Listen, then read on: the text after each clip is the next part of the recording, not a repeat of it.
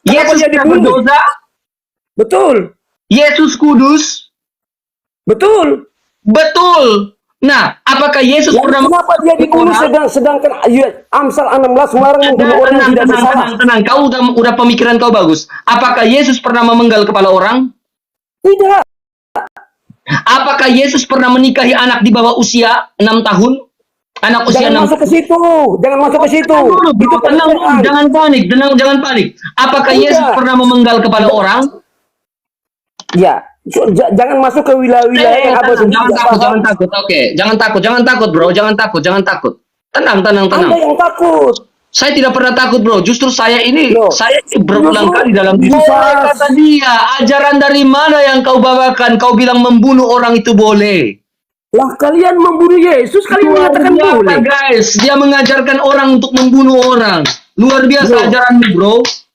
Kalian yang mengawalinya. Membunuh Yesus harus digantung dengan dalih untuk penyelamatan dosa. Kau mengajarkan untuk membunuh orang boleh. Saya bicara 2 menit, abang bicara 2 menit. Di mana? Sebagai manusia akalmu di mana, bro? Bang, kita senyum saja. Akalmu manusia ini di mana, bro? Abang, kita senyum saja, Abang 2 menit atau 1 menit. Ketemu sama-sama senyum. Ya santai.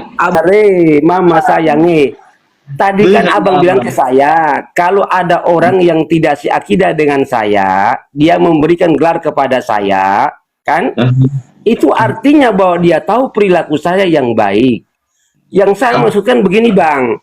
Kalau orang yang seakidah dengan saya memberikan gelar kepada saya, wajar saja, karena kita seakidah.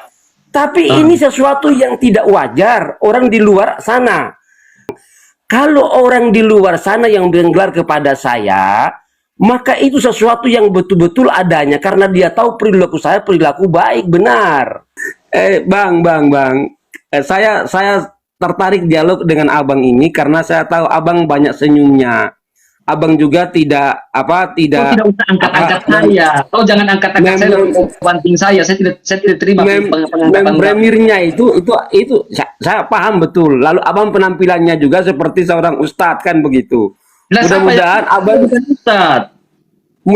abang dijamah oleh yang maha kuasa, Tuhan yang sesungguhnya. Bukan ustadz aku. Karena abang punya songkok putih, terus punya tasbih, ini bukan terus tasbih, punya baju. Ini apa ini rosario ini Udahlah, artinya itu bukan tasbihmu. Mau ditambah itu sudah kedua, tapi yang pertamanya itu kan sudah. Siapa yang tambah-tambah? Rosario ini duluan ada daripada kau punya. Jangan klaim. Aduh Tuhan, udahlah bro, udah. Nanti kau cari lagi tema lain ya. Saya mau naikin yang lain lagi. Iya, sudah. Pokoknya begini Bang, kita sudah saling share di sini tentang hal-hal yang berhubungan dengan ketuhanan.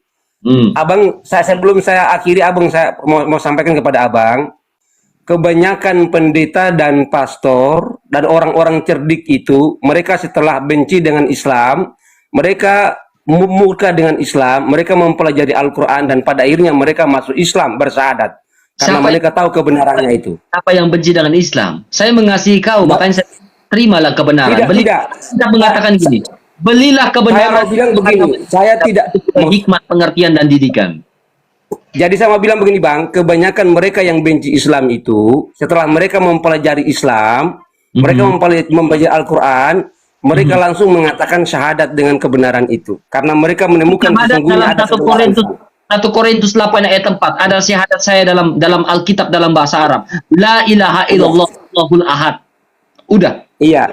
Jadi ada yaitu Yesus Kristus ada dalam 1 Korintus. Iya. Sekarang begini Bang, yang abang perlu memahaminya. Kalau kita berpikir secara jernih Bang ya, Yesus lahir dari seorang Maria. Kan begitu Bang ya. Oh, kau mau bahas tentang Bunda Maria? Maria adalah wanita terbaik sepanjang masa. Makanya dalam iman Katolik, Bunda Maria itu dikatakan sebagai Bunda segala bangsa. Mengapa Bunda segala bangsa? Karena sesuai dengan janji keselamatan lewat keturunan perempuan dalam Kejadian pasal 3 ayat 15. Abang cukup cerdas juga nih Bang ya. Wanita terbaik sepanjang masa. Abang cerdas, mudah-mudahan abang dijamah oleh Yang Maha Kuasa untuk Kau bersyahadat. dijamah oleh Tuhan dan oleh Roh Kudus ya. Semoga kau menerima Yesus Kristus ya. Abang cerdas ini, mudah-mudahan ya Rob berikan hidayah kepadanya, kepada abang ini agar berikan hidayah agar kepada dia, abang engkau dijamah Allah kembali yang untuk memuaskan bisa hatinya. Engkau Allah yang membolak-balikan hati si Abdi. Ya Ya Robi, ya ya Allah. Karim, berikanlah bolak-balik. Iya. Abang lihat ruh tidak? Apa? Lihat ruh abang, jangan jauh-jauh lah. Ruh abang yang hidup, yang selama ini abang hidup itu abang lihat. Dari siapa ruh itu? Ya sudah, janganlah, jangan kita bicara siapa dulu. takut. Ruh itu dari siapa? Dengar dulu lah. Arti misalkan Abang saya tak- memiliki roh, berarti ada yang maha roh. Karena dia pemberi roh, makanya disebut sebagai maha pemberi roh. Sudah. Dengar dulu bang. Jangan dulu, Kita- jangan kita takut, jangan bicara- takut Abdillah. Kau tahu arah saya mau kemana? Iya, saya tahu. Tapi yang saya maksud begini loh, bang, dengar dulu. Nanti abang bantah. Abang sendiri terhadap ruh saja tidak paham, tidak mengerti, tidak bisa melihatnya. Padahal dia setiap hari berkecimak dengan abang dalam satu jasad. Apalagi Tuhan yang Maha Pencipta, yang menciptakan ruh itu. Angin yang setiap hari abang rasakan saja, abang tidak bisa melihatnya, bang. Oke, terima kasih. Saya jawab boleh? Iya, ya Boleh silakan. saya jawab Abdillah? Boleh saya jawab? Boleh. Oke, saya sudah membaca buku ini. Buku ini saya mendapatkan dari sebuah seminari tinggi tertua ya di Flores NTT Maumere ya, Seminari Tinggi Ledala Maumere. Buku ini judulnya Allah Menggugat. Nah, dia mengatakan cara pandang Anda itu Abdillah, itu cara pandang general. Mengapa saya bilang buku ini mengatakan cara pandang Anda adalah cara pandang general? Karena Anda masih berpikir, masih berpusat pada sebuah wahyu namanya wahyu alamiah. Ini berbicara filsafat. Wahyu alamiah itu mengatakan terjadi dalam ciptaan. Lewat terciptanya bisa dikenal sebagai dasar dengan tujuan segala hal. Jadi wahyu alamiah ini mengatakan melihat bahwa Allah itulah yang menciptakan segala sesuatu. Tetapi orang yang mempunyai cara pandang seperti Anda, Abdillah, tidak bisa melihat wahyu secara khusus.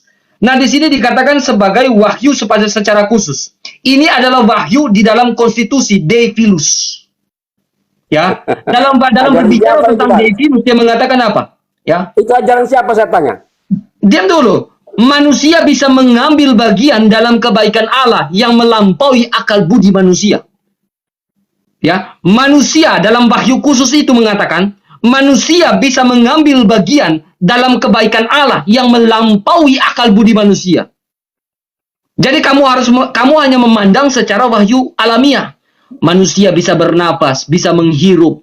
Itu wahyu alamiah. Tetapi kau tidak pernah menemukan wahyu secara khusus. Sehingga buku ini dalam sebuah misionaris ya, seorang pastor ya, mengatakan kamu tidak memiliki wahyu khusus. Karena kamu tidak bisa melihat, bisa merespon manusia ya, kebaikan Allah yang melampaui akal budi manusia. Yaitu lewat siapa? Yesus Kristus. Ya, Yesus itu rasul, bang, buka mata. Oh, rasul menurut kau. Kalau Bukan menurut menurut kita saya. tahu, gini. Saya tunjukkan Bibilnya. Kalau menurut Saya kau, tunjukkan ayat-ayatnya, Yesus Bang. hanya rasul. Tapi menurut Saya saya, tunjukkan bagi ayat-ayatnya. saya, menurut kitab saya, Yesus adalah Tuhan Allah Juru Selamat yang hidup. Yesus bukan Tuhan. Yesus ini, lihat Yesus Ya, bukan Tuhan. silakan buka kitab Yohanes kau. Kalau kau 5:30. mengatakan Yesus itu bukan Tuhan, itu kitab Yohanes kau. 5:30.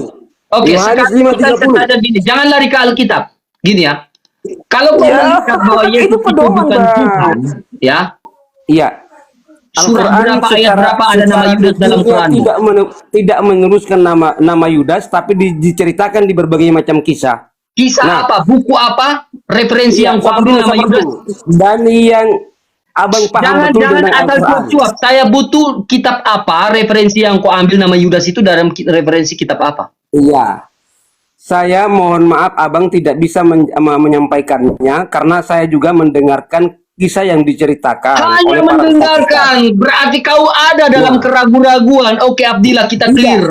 Iya, ayat yang berikutnya, maka Yesus diangkat Pertanyaan oleh saya, Allah. siapa yang disalibkan? Kalau kau mengatakan Yudas, adakah saksi yang melihat bahwa Yudas lah yang tergantung di atas kayu salib? Siapa saksinya? Nah, saksinya ketika dia disalib, dengar, dia mengatakan, Eli Eli lama sabaktani. Apa artinya? Itu perkataan Yesus Kristus, bukan perkataan dari Yudas. No. Jangan kau Masa ambil dari Alkitab. Oke lah. Abdillah, udahlah Abdillah ya. Dengar. Udah ya Abdillah, maaf. Sudah clear, kau tidak sanggup mengambil itu dari kitab kau. Jadi itulah mereka hanya mengambil jawaban dari Alkitab. Ya, Abdillah, kau tidak ada ilmu serius. Kau belajar lagi yang banyak. Ya.